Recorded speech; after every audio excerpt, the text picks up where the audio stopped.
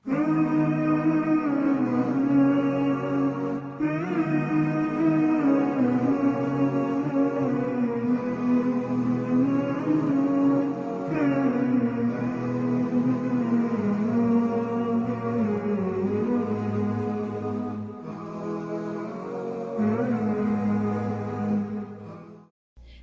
alaikum and welcome to Iftar Insights Inside Edition, episode 25.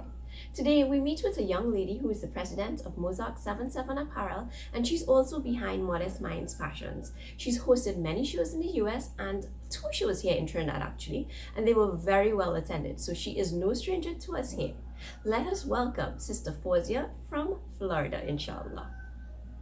Assalamu alaikum, Ramadan Mubarak, and happy early Eid to all those viewers who are viewing Iftar Insights. Special Jazakallah to Brother Fuzz and his wife for having me on Iftar Insights today. Let me first introduce myself. My name is Fauzia Mohamed. I was born and raised in Trinidad and Tobago. My mom, she's from India, and my dad is also from Trinidad and Tobago, but he spent most of his life in India studying at Darul Uloom. However, because he spent such a long time in India studying, his principal decided to introduce him to my mom's family, and here we are today. They've got 6 beautiful kids, including myself. I've got 3 brothers and 3 sisters. Alhamdulillah, I have been married for 16 years and I am blessed to have 2 beautiful boys, Mohamed and Isa. Mohamed is actually 16 years and Isa is 12, going into 13 years very soon. Sometimes I wonder, where have the time gone? I'm also a homeschool mom. I homeschool both my boys for a very long time. I also work for my father at Al Hikmat Services. Actually, let me introduce my family and the different cultures. So my husband, he was born and raised here in Miami, Florida, but his family, they are from Pakistan. And my husband's sister was born and raised here in Miami, Florida, but her husband is from Afghanistan. And my husband's twin brother, he was born and raised here in Miami, Florida, and his wife was born and also raised in Miami, Florida, but she's Pakistani. Alhamdulillah, I must say I'm very blessed to have such beautiful in-laws. On my side of the family, we also have, I like to call our family and their family like a big salad. You know, everyone have married different cultures. On my side of the family, my sister married someone from Guyana. My other sister married a Punjabi. My brother married a Pakistani. And my other brother, he married a Trinidadian. And my other brother, he's not married.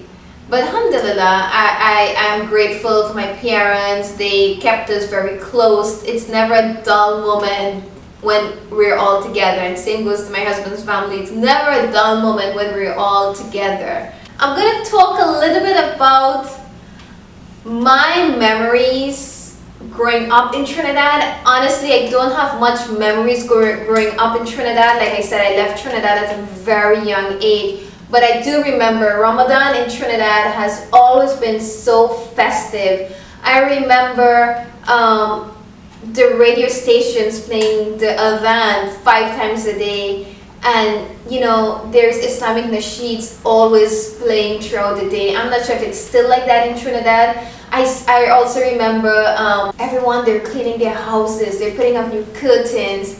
It's like a big deal, you know, like some great guest is coming in, and it was Ramadan. They were preparing to welcome Ramadan. However, in Miami, it's nice, but I don't get that festive feeling. What they did, of course, they clean their houses, but changing the curtains and doing all this stuff, no, we don't do that, you know. But what they do here, I'm gonna speak from the Indo-Pak culture, because I grew up with the Indo-Pak culture. I spent most of my time with the Indo-Pak culture. So watching, after getting married and moving with my husband and his family, and including my house too, I've noticed that the Pakistanis, the Indian Pakistanis, they focus more on connecting with the Quran in the month of Ramadan. And what they do, once they know Ramadan is coming, they prepare their food, they prep their iftars and pretty much prep their iftars and their dinners, prep it and put it in the freezer, so when it's time to cook, it's so much easier. Like they chop the onions already, they'll have the garlic and the ginger paste ready. So you know what, so during the daytime they don't have to worry about cutting onions, cleaning chicken, doing any of those stuff. All those stuff are already finished, and that time during the daytime they are focusing on ibadah, praying and connecting with the Quran. And the same thing I noticed whenever I go to my dad's house or at my dad, I'm always seeing my dad as well, and my family, my family and my parents are always reading Quran, and my grandparents always constantly praying. But with the Indo-Pak, yeah, they're just focused on finishing the Quran. My mother-in-law, for example, normally every Ramadan, she tries to finish at least 4 Qurans. Last year she finished 3 Qurans, and I always wonder, how do you do it? Like 4 Quran in 1 month, like 3 Qurans in a month. This year she's almost finished with her 2nd Quran. However, my son Isa, he's almost finished with his finishing reading the 1st Quran in the month as well. So what they do, they'll wake up in the morning after Fajr, they'll read a juz, they'll read 1 juz and a half. It's so hard, they'll read a juz, again, a juz and a half. So every salah they try to read as much as they can, and they do this every year. Like for example, my son Isa, he's doing the same thing. You know, he tries to read at least a juz and a half to 2 juz a day, just to, you know, they set goals. Like Isa set a goal this Ramadan. I asked him, what are your goals? What do you want to do for Ramadan? And he said to me, he's like, he wants to finish the entire Quran in the month of Ramadan. Yes, they finish the Quran during the year, but this is the month of the Quran, and I feel like this, you connect with the Quran, you know what I mean? So that's what I have noticed in the Pakistani culture. They just focus more in ibadah and worshipping Allah, waking up at night and praying to Allah. I'm going to share a little bit about fasting here in Miami. One, it's extremely hot and the hours are so long. But you know what? The funny thing is, we don't feel it. We literally don't feel the fast. It goes by so quick. We wake up around 4:30 to have our sahur, and we stop eating around 5:15. And then iftar time, it's around 8 o'clock. After iftar, we have dinner, we have our iftar, we pray our maghrib, and then we would normally go to the masjid and pray tarawih. And because of COVID-19, normally going to the masjid at night time, our Isha starts around 9:45. Our tarawih don't start until 10:15, 10:30. So it's really long at the masjid. But however, with COVID-19, everything ends really soon. For example, last year and the previous years before, if we were to go to the masjid on a regular Ramadan month, we wouldn't come back home until until 12:30, and on the odd nights, we wouldn't be back until 1:30, right? This year, however, the masjids are open to pray salah, to pray tarawih for Juma. But what they tried to do this year in our masjid, not have the Fuzz read the entire Quran, but instead read short surahs from the Quran. That way, I believe by 10 o'clock, everyone is out of the masjid and they're home, and they'll come back home, and that's when they will continue doing their ibadah and focusing and standing and praying to Allah and making dua. So that's how it is in Miami. As for Eid, it's very mellow in my in-laws' house. It's very settled. Normally, my mother-in-law, she would wake up and prepare breakfast for everyone. So after my husband comes home and his brother and his father, they will have breakfast and we will sit together and enjoy breakfast, as well as they'll have their very close immediate family that will come over as well and join us for breakfast. In my parents' house, it's very, very festive. We will start prepping from the night before, all the sweets, and the cleaning starts, and all the like really hardcore cleaning starts during the week, but the night before all the pots and pan comes out, and we will actually wake up early in the morning, get dressed, go to Eid Salah. We never miss our Eid Salah. My dad will make sure we don't miss Eid Salah. He will make sure my mother do not miss her Eid Salah. Then when we come back home, there's a huge tent outside the house, which my dad will order. And people that we don't even know will come to our house for Eid. And it's like, we will normally have around 150 to 250 people. And I still remember my mom would make the sweets, and we will literally pass it around in our neighborhood here in Miami and give them some wine, you know, and it's fun. I love Eid. I love celebrating Eid in Miami. But the whole situation with COVID-19, honestly, it really didn't affect us in any way. The only thing I would say affected me with COVID-19 is going and hanging out late at the masjid. Really, that's the only thing. However, I still get to enjoy seeing my... Actually no. Last night I went to masjid and I remember praying, and as soon as I finished praying, I left. Didn't really get to meet and greet or say hi to anyone.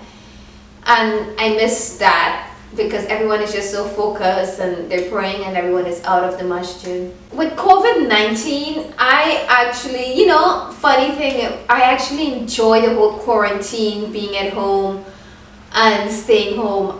Me and my husband, we literally just chilled this whole quarantine period of time. Like I said, I homeschool my boys, so it really didn't affect us in school. They've been doing their school like this all these years at home, especially for Ramadan. I love it because that way they will do their school, and then they have that time to read their Quran and focus and pray, and then they take a nap at the end of the day. And you know, they don't have to worry about homework and coming back home and doing homework, and alhamdulillah, they're blessed to be homeschooled, and I'm blessed to be their mom homeschooling them. Before I end, I want to remind myself that Ramadan is coming to an end, and we should ask Allah to always guide us to remember Him, and we should pray that Allah blessed us with good character and being humble. Being humble doesn't just mean being humble to those outside. We should be humble to those that's inside of our house. Being humble to our mother, our father, grandparents, our husbands, our kids, our pets. Being humble to them firstly, then step outside. You know, we should start within ourselves, our house first. And once again, I want to say a special thank you and jazakallah to Brother Fuzz and his wife for having me in Iftar Insights. Once again, Assalamu alaikum.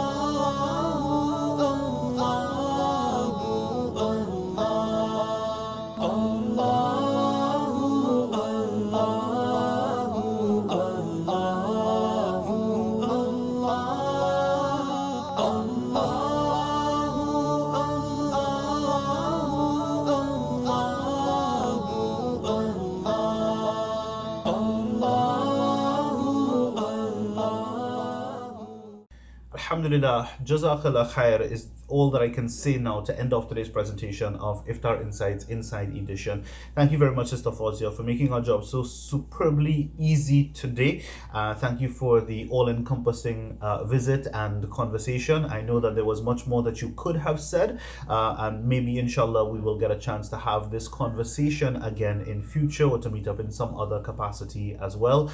So until such time, salams to you and your family, and thank you very much for inviting us into your home and for sharing so freely your life, your lifestyle, your family customs, traditions, and introducing us to so many different members of the family as well. Alhamdulillah and Jazakallah khair. Thank you very much, TNT and the wider world. Looking on at Iftar Insights Inside Edition, this has brought us to the end of episode 25 in the Digital Dawah series from Fuzz Events and Entertainment Limited, an edutainment company, and Impressions Studio for photography, cinematography, and videography services in TNT. So until tomorrow, inshallah, when we meet for episode 26 in the series, my name is Fauzia, thanking you on behalf of the Iftar Insights team and wishing you and yours Assalamu alaikum.